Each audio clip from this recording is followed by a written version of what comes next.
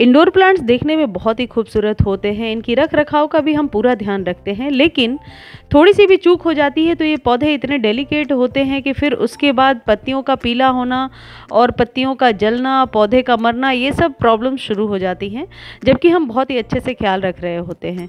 लेकिन क्या होता है, कुछ ज़रूरी बातें होती हैं, बुनियादी बातें होती हैं, उनका ख्याल तो हम रखते हैं, उसके बाद जब प्रॉब्लम्स आती हैं तो फिर हमें समझ में नहीं आता अभी क्या करना चाहिए। और सबसे कॉमन प्रॉब्लम होती है पत्तियों का जलना टिप के पास से, और पौधे में ग्रोथ नहीं होना।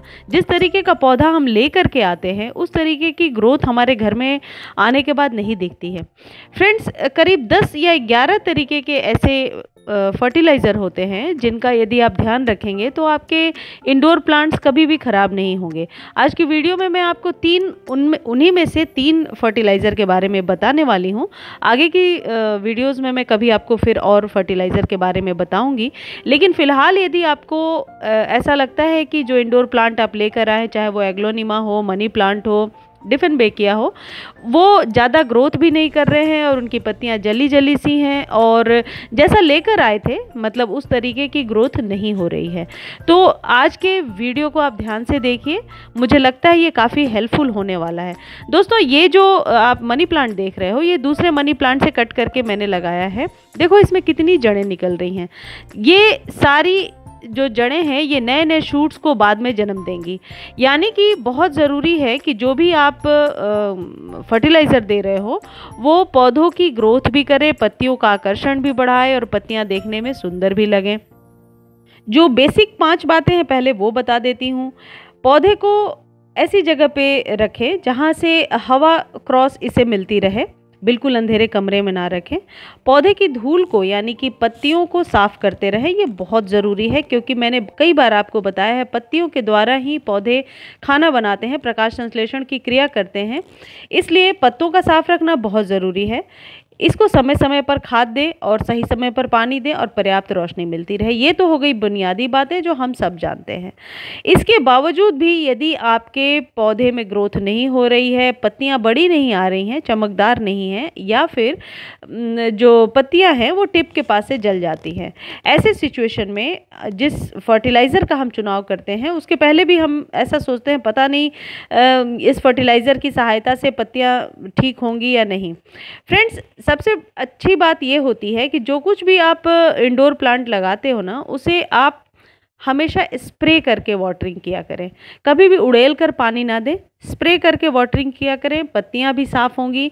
और यदि मॉस स्टिक में आपने लपेट रखा है तो वहाँ से जड़ें निकलेंगी जो मॉस स्टिक में फंसेंगी और वहाँ से वो नमी बरकरार रखती है। यानी कि मॉस स्टिक लगाने के 2-3 रीज़न होते हैं, तो आप मॉस स्टिक लगा करके पौधे को बनाइए। यह है सीवीड फर्टिलाइज़र। इसका इस्तेमाल यदि अभी तक आपने नहीं किया है तो अपने सारे इंडोर प्लांट पर आप इसका इस्तेमाल करना शुरू कीजिए। थोड़ी कम देखभाल भी करेंगे तो पौधे आपके सर्वाइव कर लेंगे।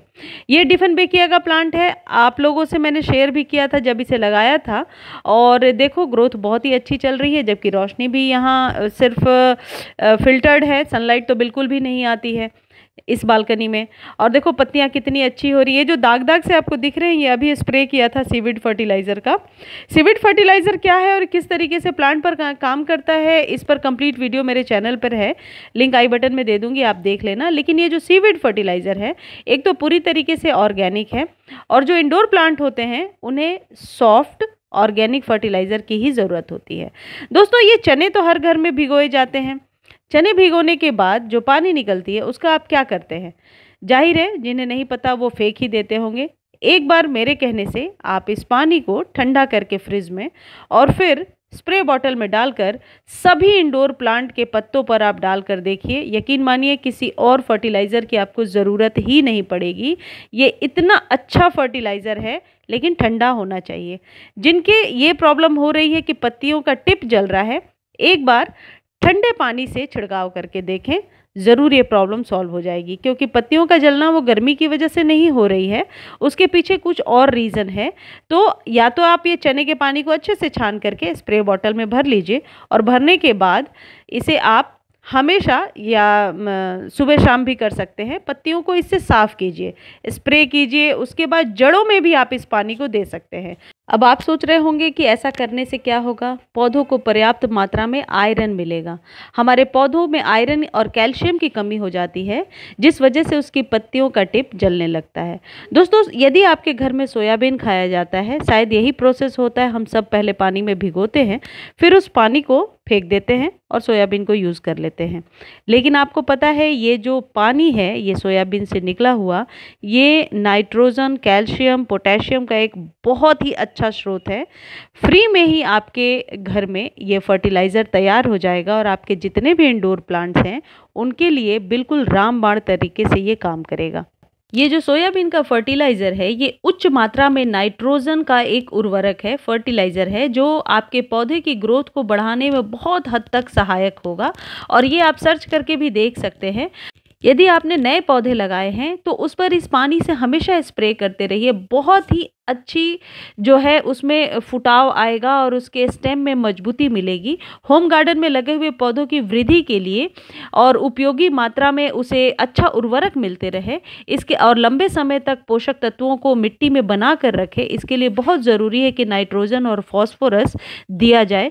तो ये जो सोयाबीन है, इन दोनों की कमी को पूरा करेगा। ये जो फर्टिलाइज़र है, लिक्विड फर्टिलाइज़र, आप अपने सभी जो होम गार्डन में जो प्लांट्स रखे हुए हैं, उन्हें दे सकते हैं। इसे देखो, ये घर के अंदर मैंने रखा है और इसकी पत्तियां कितनी अच्छी हैं, ना पत्तियां जली हैं और ना ही इनका टिप बर्न हुआ है। लेकिन हाँ, 2 प्लांट ऐसे थे जिनका थोड़ा थोड़ा टिप बर्न हुआ है। यानी कि यदि थोड़ी मात्रा में, बहुत कम मात्रा में टिप बर्न होता है, तो ये बहुत नेचुरल प्रोसेस है।